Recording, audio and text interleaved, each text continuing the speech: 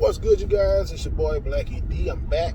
Yes, I'm back, and today is going to be a tech video. So this morning is a ride along with your boy. We're talking about tech, and mainly what I'm on is cell phones. That's the tech I like. Cell phones. I like what different phones can do, the productivity and stuff like that. But what I mainly was going to say is I think if after I finish with this, because my daily driver is Galaxy Z Fold 3, and I've had it for, I'll say, I've had a year and a month now. So 13, but say 13 months that I be talking baby terms. But I think I may end up switching back to Apple, and it's nothing wrong with this phone. It's nothing. I swear. I love this phone. I struggle between like Apple and Samsung because I've always owned Samsung phones. And then back, what was it, like 2000? I don't know.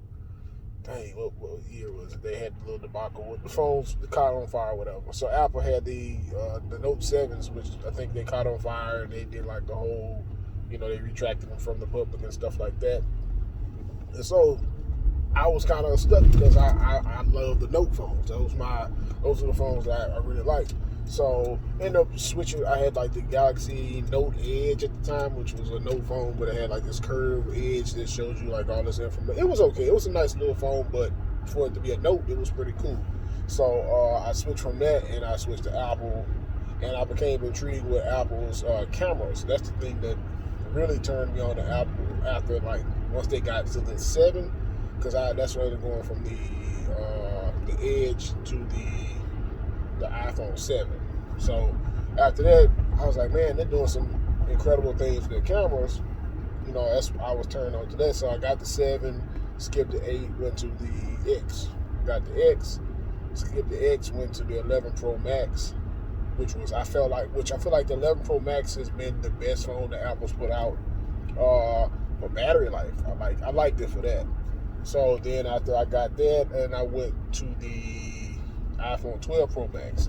But in the midst of the 11 Pro Max and the 12 Pro Max, I ended up going to the store and I started looking at the foldables that Galaxy had, Samsung had. So I was like, man, you know what?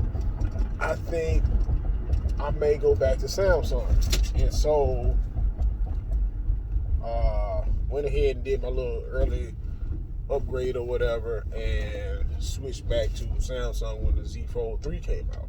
And I was like, yeah, man, that's what I like. I started looking into that. And so I do love this phone. I love the productivity style of Samsung phones, especially their flagship phones, because that's what I was turned on about the Notes and stuff like that.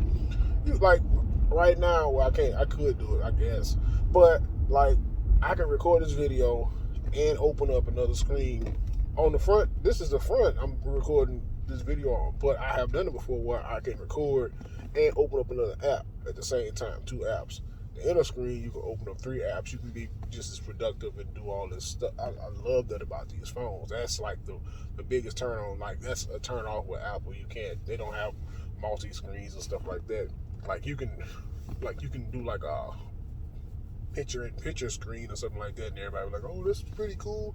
I'm like, yeah, but I can do that on here. In fact, I can do that.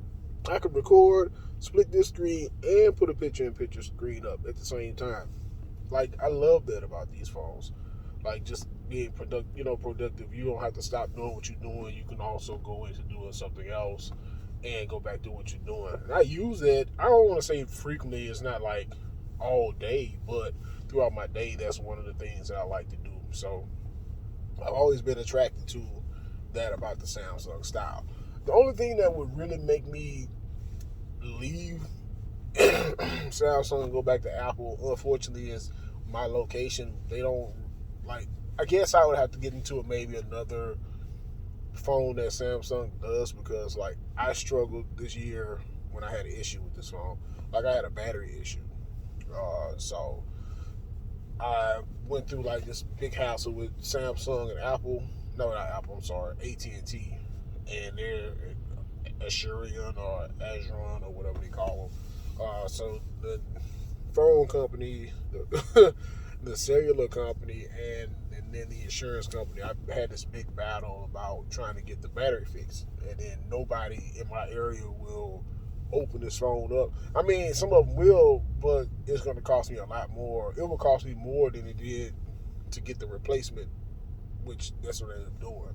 So I spent like 150, where it would cost me like double the amount, like almost $300, just to get somebody to open it, and hopefully it's, you know what I'm saying, it's correct, because they have to break a screen. I have to get the screen replaced just to get a battery replaced. And nobody, they like, I don't know if Samsung is not doing what they're supposed to do with the companies that that's supposed to, do all this stuff that they claim are in warranty companies, but I guess they pay them for it, but apparently they're not getting their money, so they're like, we're not doing it under the warranty. You'll have to come out of pocket yourself. And I'm like, $300, that's a lot of money. And they're like, well, for that, you might as well just go through your warranty. But the warranty had to expire before the insurance did. And so I had to go through like this big thing for like 3 or 4 months. Meanwhile, my battery is like barely holding up, or it's barely charged, and I'll plug my phone up to the charge, and they'll be like, it's gonna take 19 hours. I'm like, 19 hours to charge that phone? Like that's all day. Like, it was weird or whatever. I don't know. It was, the battery just went bad for some reason. It was just like, I would do a diagnostic, which I'm not even doing that anymore. I'm like, don't even touch the diagnostic screen. Just, I don't want to know. But I was like, you can run diagnostics, you can check your speakers, you can check your camera, anything that you feel like is wrong with this phone. You can do like a full, it's like 25 different options on there. You can do everything. And so the battery was always my concern, like, how am I doing with this battery? And then one day it went from everything is good to you have a bad battery. And so that would be my only reason for changing. I mean, but if I was to, because I'm not getting like LG and all these other phones, because I don't have time for that. I mean, I've gone out and tried other phones and stuff, and I do see other phones, and I'm like, man, it looks like some cool stuff. But I just feel like for where we are, Samsung and Apple, they do kind of reign supreme. There are other phones out there, don't get me wrong. Other people do try the stuff, but it's about what turns you on with the phone and stuff like that. And so I feel like those are like the two champs of the phone world right now. There are other people doing stuff, and they have the other, like if you're into gaming and stuff. I don't need to tell you about that, because if you're watching this and you like tech, then you know already, whatever. But that's just the two companies that I've always felt comfortable with spending my money on or whatever. So I think if, I don't know, and I'm not 100% sure, but I think if I do go back to Apple, it's solely because we do have a place down here that does repairs. We have an Apple store, and there are other people that do repairs, but there's an actual Apple store. There's no Samsung place here that will work on my Samsung device. I'd have to turn my phone in and then go without a phone for, unless I had like multiple phones, which I don't do that anymore. I got one daily driver, that's pretty much it. Or I could pay this off and wait a while and get another one, then this will be my backup. But that just seems a little, well, I don't know. I only feel like one phone and I'm good. That's it. That's all I need. So that's my feelings on that. Like, I don't know, like if you had a choice between the two, or what are your feelings on different types of phones? Leave a comment. I don't know how we say these things. Leave a comment, like, subscribe, whatever you want to do.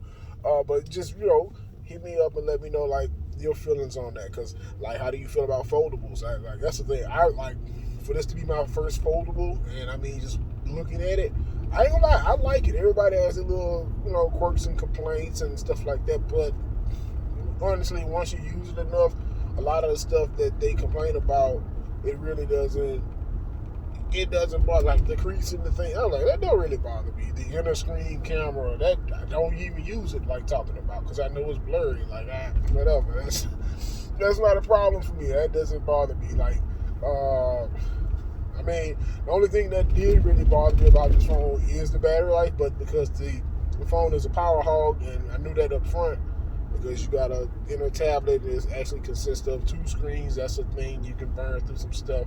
But mainly through my day, I use just the front screen like at work. Now, sometimes I might jot notes on the inner screen, but I never like at work, like fully wide open tablet mode. That's very seldom. Like unless I said, like unless I'm taking notes or something like that, that's the only way. Other than that, it's only like the what they call candy bar style or just a regular phone. I use that mainly throughout my day. But when I'm home, then I'm, or from somewhere where I can actually get into tablet mode, I do that. Most of the time I don't do it because a lot of people are looking all up in your phone and stuff. I can't stand that. I mean, I'm not doing anything that's like, ooh, secrecy, ooh, nudity. There's nothing like that, but it's just like, I just don't care for it. And another thing people talk about, like the aspect ratio with the phones and like all these different apps and stuff. You can change that. Labs is like by far the best thing I think Samsung, and I'm gonna stop after this. Labs is like the best thing that they were able to come up with when it came to that. Because I feel like we look at apps that need to be developed. Everybody's not going to develop an app for foldables. That's being realistic. That's honest. Everybody's not going to do that. Some people may do it, if they want to keep up within the market and stuff. But Labs allows you to, customize your screen how you want.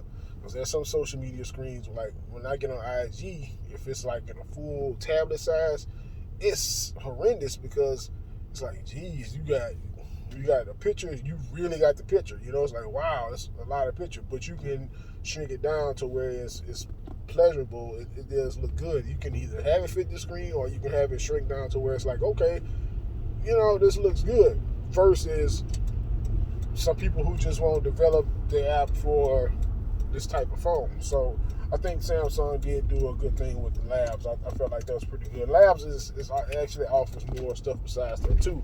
But I think a lot of people complain about aspect ratio when it comes to those types of things. And honestly, I don't see it being a big problem. When you're able to fix it, you can fix it or you can change it.